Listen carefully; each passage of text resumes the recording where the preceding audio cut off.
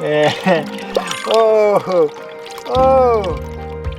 Oh, that's the stuff. If you see a clay pan like this with gravel sitting on it and you're just walking over it, you're probably walking away from a very easy gold deposit. These big wide floodplains are often overlooked simply because it's very hard to track the gold down, but there's one exception, and that is if you have thick sticky clay like I have underneath me here. Clay works exactly like bedrock. The gold can't get through it because it's too dense and it's so sticky it just sticks on it. If you see gravel just like this stuff here sitting on top of this clay, there's a good chance that underneath the gravel there's a layer of gold.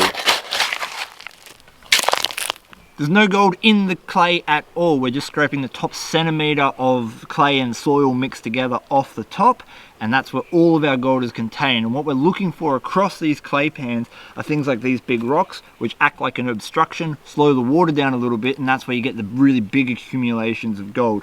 Let's go wash this dirt and see how much we get.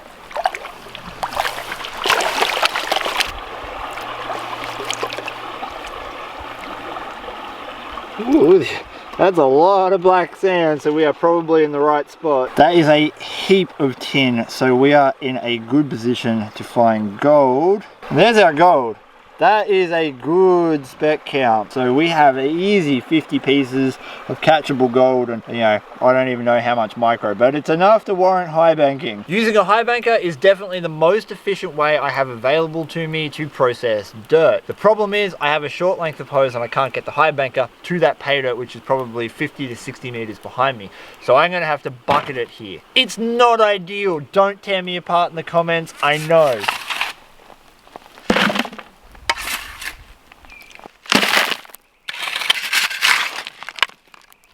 That is a lot of dirt for one bucket, so I'm gonna have to pick this thing up and just see how much pain I'm in for. This is gonna suck.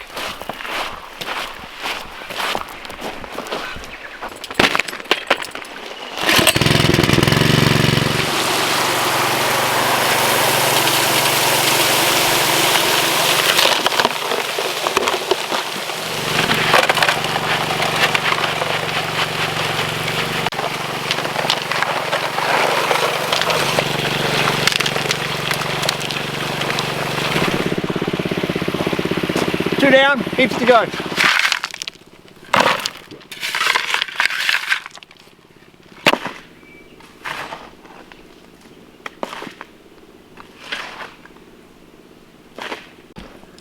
Ooh. Farmer's walks.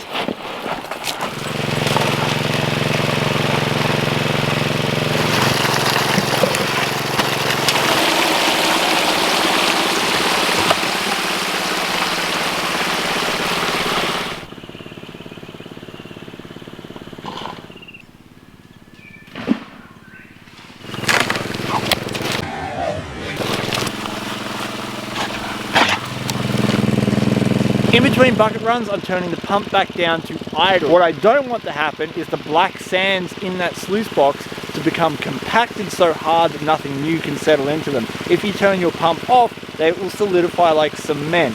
So I just leave it on idle, and that way everything stays nice and fluid. I ran 8 buckets from that first spot where we were getting 50 a pan. That was quite a rich spot. But now we're all out of gravel in that section, so we have to do our test panning. Our first pan showed 13 specks of gold, which is okay, but we're going to do a few more to see if we can't hunt up something that's a little bit better. And to say we loaded the box with black sand is an understatement. It might be next to impossible to see this, but there is gold in these top riffles, which is an awesome sign.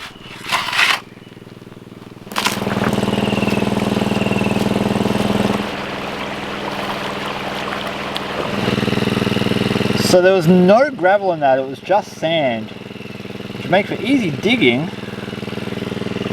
if there's gold. And 2 pieces plus 2 micros is not going to cut it. Place. Yeah, good girl.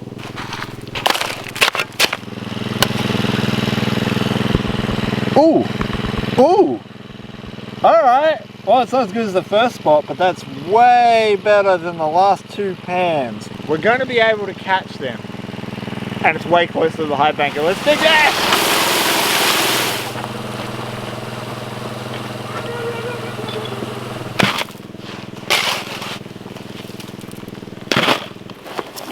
Oh, it's got water in it. That's heavy.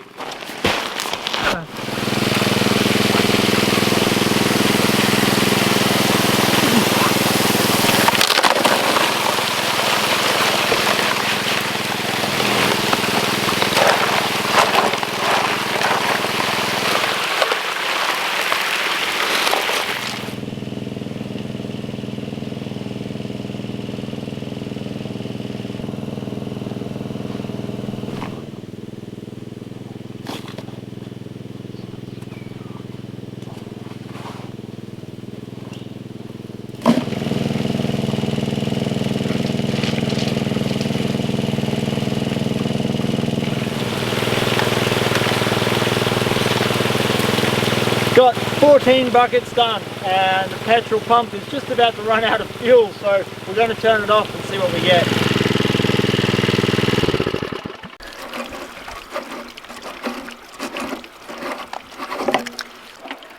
Woo, mama. Oh man, this is going to take a long time to do the cleanup. Might be tricky to see, but there is a piece of gold just at the end of my finger there. And we're seeing little pieces all through the black sand, but again, they're tiny. That's just what Reedy Creek gold is. Victory.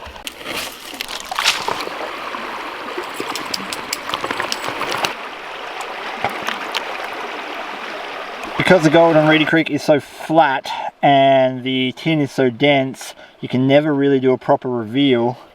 I can only shake it back. I'm going to have to take this home and put it through the blue bowl to clean it up properly. Look at the amount of shotgun pellets we got. Man! Mamma mia! But there is some of the gold just from the top piece of miner's moss. 14 buckets worth of that pay dirt is the equivalent to 84 pans. That is a lot of hand panning. So it's much quicker to do it this way. It's only taken us about an hour to get through that much.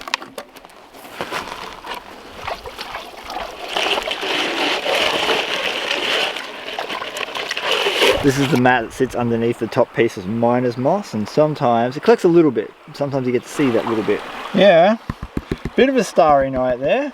Look at that. That's just sitting on that tiny piece of moss. So I think we're going to be in for a real good cleanup today. This gravel is from really close to the high banker, only maybe 10 meters or so away. So if there's decent gold in this, we're getting the dirt from there, because my muscles hurt.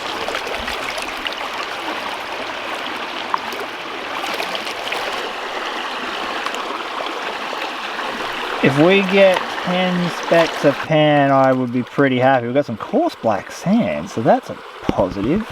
Ooh, we are probably close to that. 1, 2, 3, 4, 5, 6, 7, 8, 9, about 9. Oh, that's borderline. We'll try and run 10 buckets from here.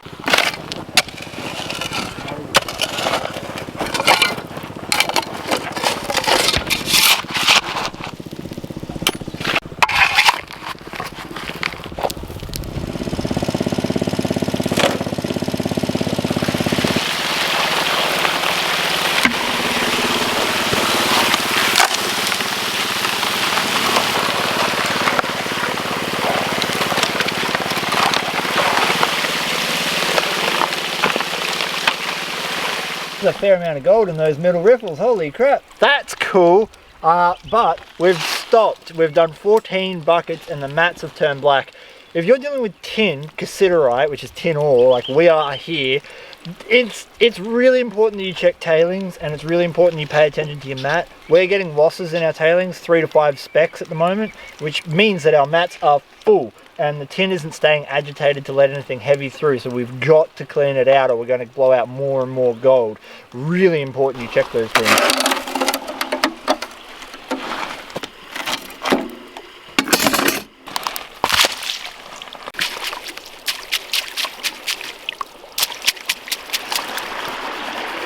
Once again, I've got my catch pan, because all of this needs to go through the blue bowl after it's been classified at home.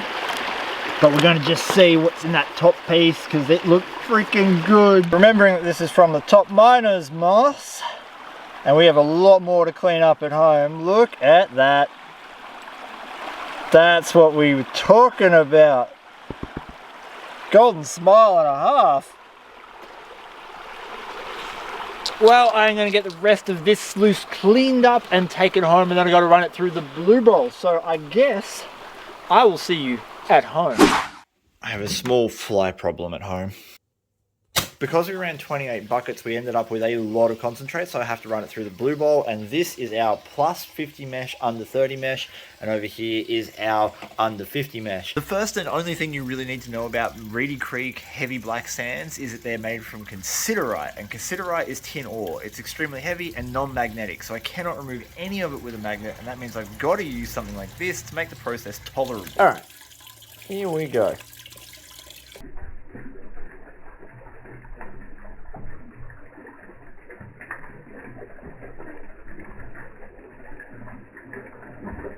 And yeah, these blue balls just take a long time to run, but they take less time than hand panning.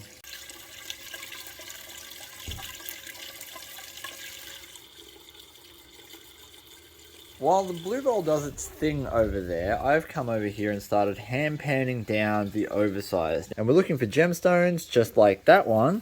Get into the sunlight. Look at that little blue sapphire. Any larger pieces of gold that may be in there, which I highly doubt, and there actually is. Well, I'll be stuffed. There's a couple of nice flakes of gold in there. Very next pan, and that is a nice chunk. Look at that. That's a great piece of gold for Reedy.